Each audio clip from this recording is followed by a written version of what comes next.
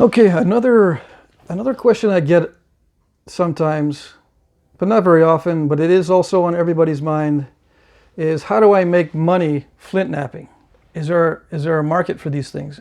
And if there is, exactly what will make the most money for my time? And where do I get the rock and all that stuff? Well, let's see. First of all, there's the question of if I buy the rock and get good at flint napping, are those expenses justified with the final result? Can I sell them at a profit? The question is yes. Okay. Some people learn flint napping faster than others. Some people learn how to create stuff that looks just like the real thing very fast. They're very, very quick at all this kind of stuff. And that's how we get counterfeiters that make a lot of money. But if you are just into it as a hobby, you're not looking at too much profit, that's easy. If you want to get into it as a supplement to your income on a regular basis, how do you do that? Is it possible for one? And I would think yes. However, it is risky. I'm not going to lie to you. It's risky because you're going to break a lot of the points that you think you are going to be able to make.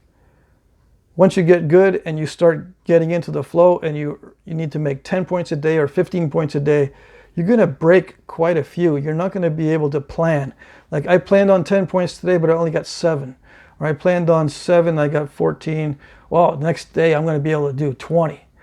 No, it's variable. It's not predictable. It's not like making something like spoons where I want to make 10 spoons today and I can make 10 spoons today.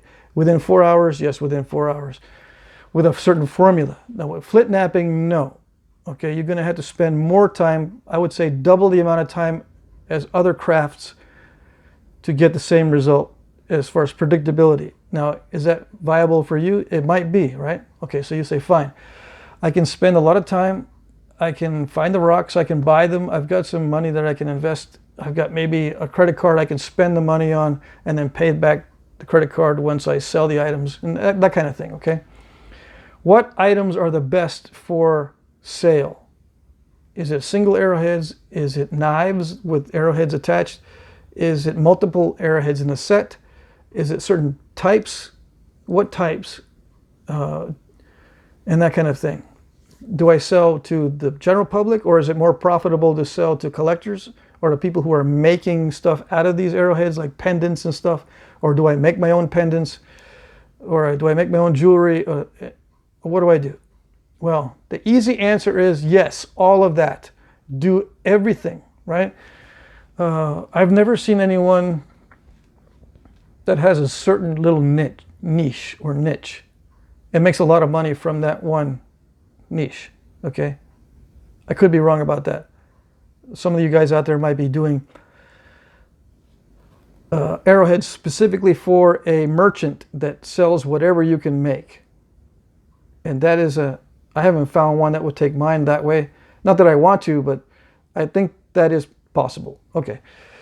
So what are the most profitable items? Off the top of my head, I would have to say number 1 is knives.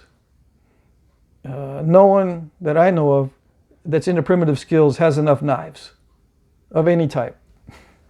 Okay? I would go for knives, first and foremost. Second, I would go for whatever the customer wants. Like if you have a request for a certain type of point, do that. That's number 2. Those 2, if you have a stock of knives and you're doing customer work for customers, you're in pretty good shape. As it goes down the line, individual points, because they're kind of cheap individually. And then I would say sets after that, because people like to buy things in sets. I know that if you get a set at a good price, a person might sell 1 or 2 out of the set to recover their money, right? I've seen people do that. You can sell to those kind of people. You can make a set and they will sell a couple to make up the money so that they can have maybe hunting points or just points for their own use or display. After that, you can get into full archery sets, arrows, atlatls with darts and all that. But the reason why I put those at the bottom is because that takes a lot of time to create a set that works. You can make a display set, and I can put that up a little bit higher, but the sets that actually work, that people want to go out and shoot, require a lot of time, both with the bows and arrows and with atlatls and atlatl darts, or blowguns and blowgun darts. And yes, I think sometimes arrowheads were used on blowgun darts, but that's a different video. So the thing to keep in mind is you're not going to be able to sell your things as expensive as you might want to, especially in the beginning, like everything else. But even after you get good at it, you go through the ones that are very generous in the beginning very quick, and then you have to start looking at supplying the general public. Now, have I tried that, and how much is it precisely? How much do you make? Yeah, I've tried it to some extent, and if I were to do it with my level of flint knapping skill, I could make 100 a week easy, right? That's a given. To make 1,000 a week, like I would make at a regular job, is very difficult.